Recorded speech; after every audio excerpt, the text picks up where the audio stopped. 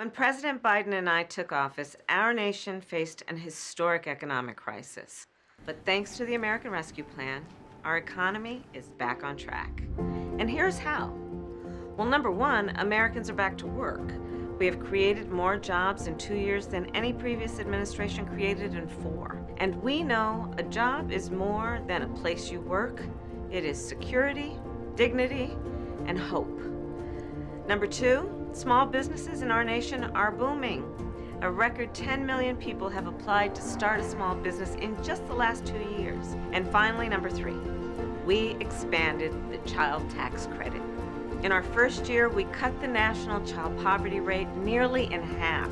And it's time to make that expansion permanent. Together, over the past 2 years, we have made incredible progress for working families and for our nation as a whole. Now, we must build on that momentum and finish the job.